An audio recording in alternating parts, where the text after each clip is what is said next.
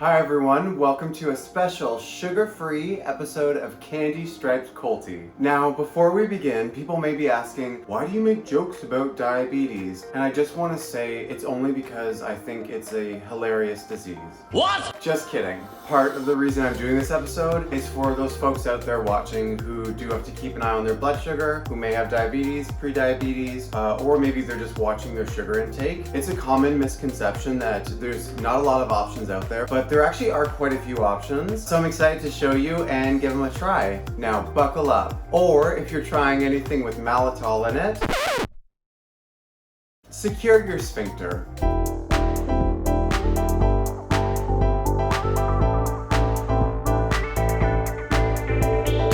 Now, there are three primary different sugar-free candies. The first one, and probably the most common, is made with mannitol.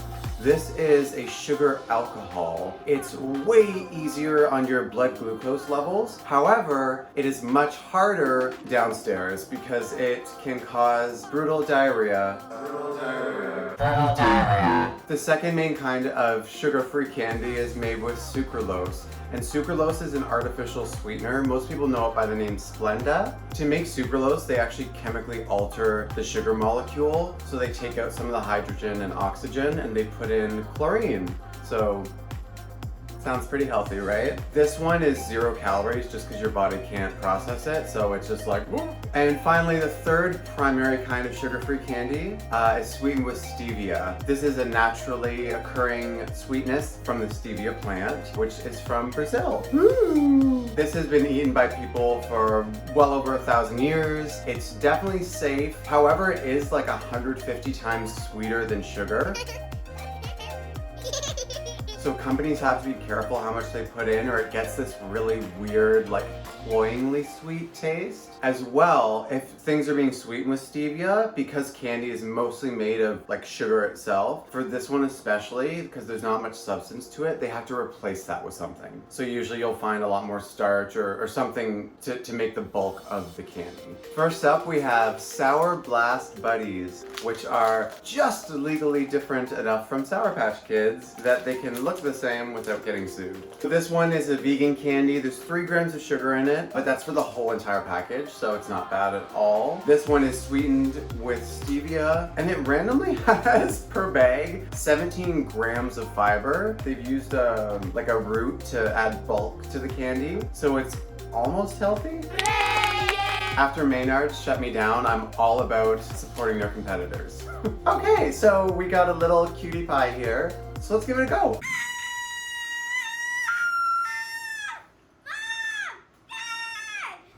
Oh god, right off the bat, these are way too sweet. Like way too sweet. And also, they didn't put anything sour really on the outside. Like there's a gentle hint, but it's not as satisfying as a normal Sour Patch Kid. Yeah, it's just too sweet up front on your tongue. It almost, I feel like I need a glass of water after eating just one. If these were your little kids, I would put them up for adoption. Next up, we have another Smart Sweet. These are knockoff Swedish fish called Sweet Fish. Same deal, there's only 130 calories for the entire bag. You get 17 grams of fiber, which is bonkers. Oh, okay, these ones are really cute. They smell good.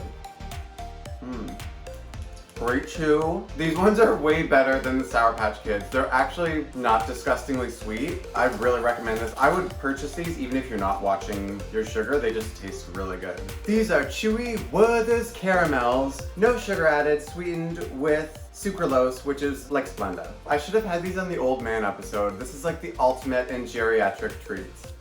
These are amazing. This tastes exactly like the normal ones, except they're less like tooth shattering. They're easier to chew. Okay, first of all, if you have a grandpa or grandma out there, buy them these because they will love them. What? It literally tastes the exact same. These are so good. Oh, there's also sugar alcohol in here. Oh, there's even a warning. Excess consumption may have a laxative effect.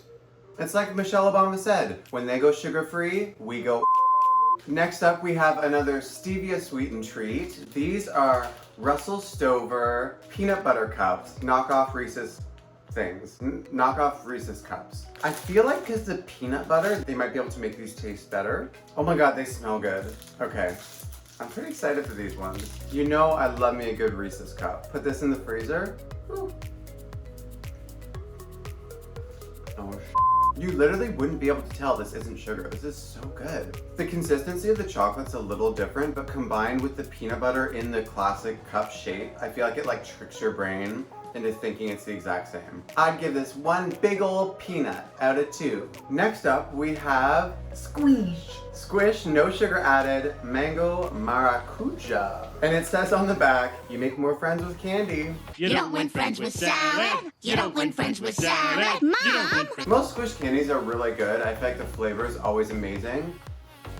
It's very, very mango-y, which I like.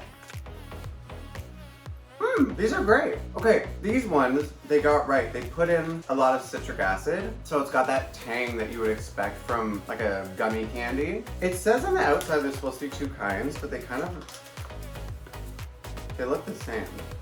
These are delicious, amazing. Talented, brilliant, incredible. You have to be careful not to eat the whole bag, just again to avoid all the diarrhea, but I give these passion fruit and mango candies a passionate thumbs up. You should go out and buy some. And finally, we're going to end with some weird home sense candy, some sugar-free piggies. These are a recreation, I think, of like Percy Pigs, which are like a European UK candy. They're fruit-flavored marshmallow candy pigs. Hello. Imported from Europe. Oh, they smell weird. They smell like sunscreen. Also, they're a little deformed. I don't like how those look, but that's okay. It's winking. I think it's winking. It's kind of like eating a stale marshmallow because it's overly chewy, but it's not satisfying. Yeah, I wouldn't pick out on these. I'd send these ones to the slaughterhouse. So overall, we've had some good and some bad today. Now, if anyone watching wants to win a prize pack of some curated sugar-free candies selected by moi, simply hit the subscribe button and comment below, and I will select a winner in the next week. Thank you so much for tuning in. Thank you so much for subscribing. Please tune in next time when we have a very special guest, one of my personal heroes, Ariel Kayabaga. See ya.